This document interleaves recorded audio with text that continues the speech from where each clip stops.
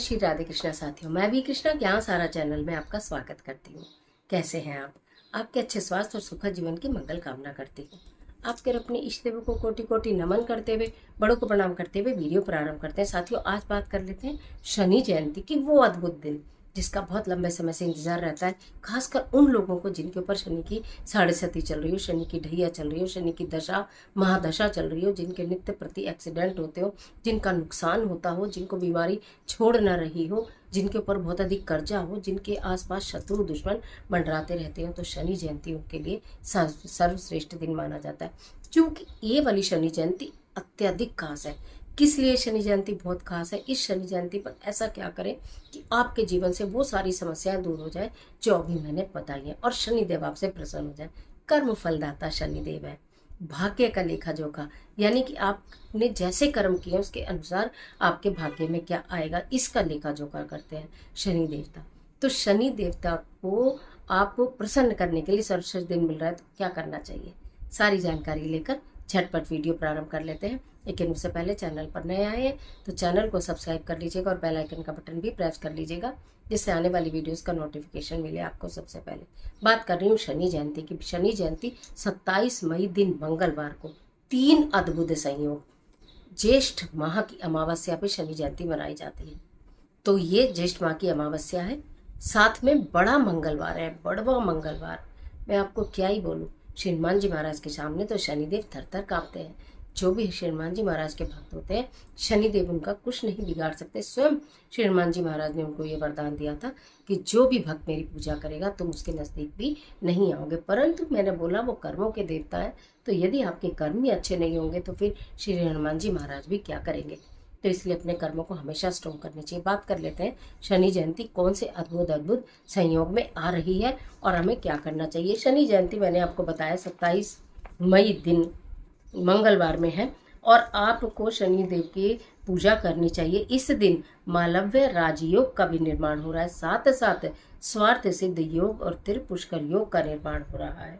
अमावस्या तो है ही है, और इसके साथ साथ जो बड़ा मंगल मिल रहा है उसका शुभ संयोग, और कहीं कहीं किसी स्थानों पर वट सावित्री व्रत भी महिलाएं करेंगी। लेकिन हमें जो करना है मेन, हमें श्री हनुमान जी महाराज को और शनिदेव को प्रसन्न करना है। शनिदेव जी की जयंती है और मंगल बड़ा है, तो आपको क्या करना चाहिए। सबसे पहले तो उनके लिए बताती हूँ जिन्हें अपार कष्ट, अपार दुख, अपार परेशानी, अपार कर्जा, अपार दुश्मन और किया कराया, और बोलूँ तो मुकदमे, लड़ाई झगड़े, ये सारी चीज़ें। एक इतनी सी मिट्टी की मटकी लीजिएगा, छोटी सी।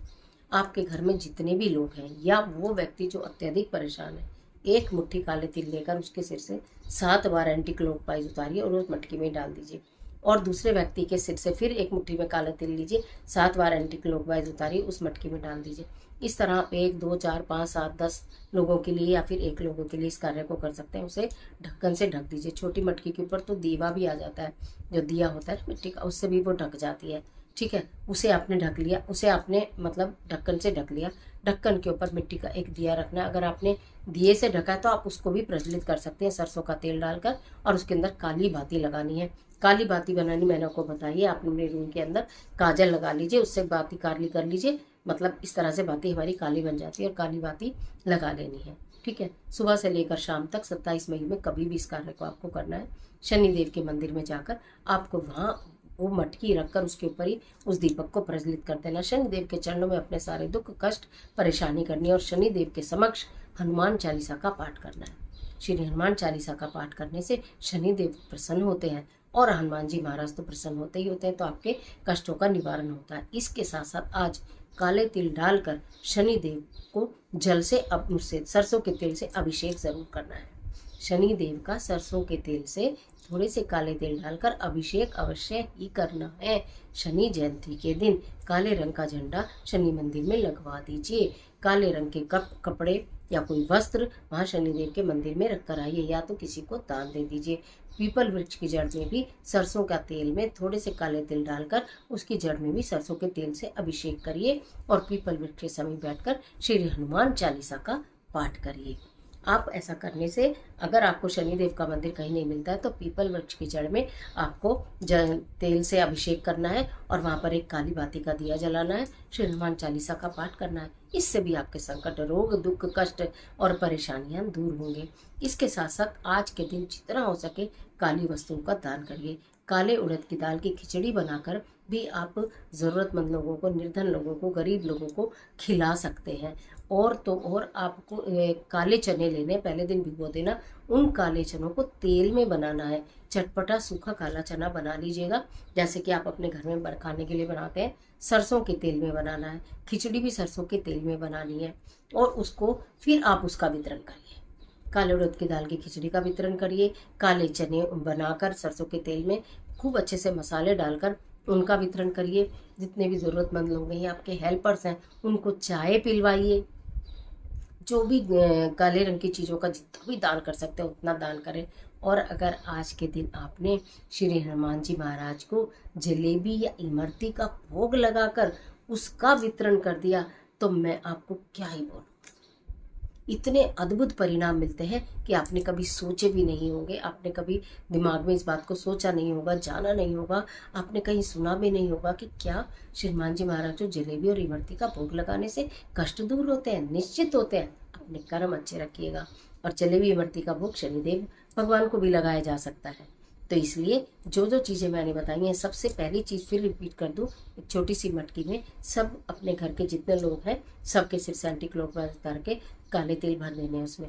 अगर सब घर में अवेलेबल नहीं है या नहीं करने देंगे तो एक मुट्ठी अपने सिर के ऊपर से उतारिए, दूसरी मुट्ठी में अपने पति का नाम लीजिए, रखिए। फिर तीसरी मुट्ठी में बच्चों का नाम लीजिए, उसमें डालिए। चौथी मुट्ठी में अपनी बेटी का नाम लीजिए, उसमें डालिए। उसके ऊपर काली बाती का दिया जलाकर शनि मंदिर में प्रज्वलित करिए, झंडा लगाइए, कपड़ा दीजिए और शनि देव का सरसों के तेल में काले तिल डालकर उनसे उनका अभिषेक करिए।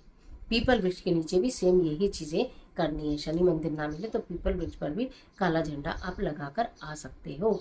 अगर ऐसा कर लिया तो आपके ऊपर शनि की 7.5, शनि की ढैया, शनि की दशा, शनि की महादशा, इन सब का निवारण होना निश्चित है। इमरती और जलेबी का भोग आप श्री हनुमान जी महाराज के मंदिर में, श्री धनी शनिदेव के मंदिर में यदि ना हो ये भी दोनों चीज़ें, तो पीपल वृक्ष की जड़ में जलेबी या इमरती रख दीजिएगा और फिर उसका वितरण सारे में खूब जितना आप कर सकते हैं कर दीजिएगा।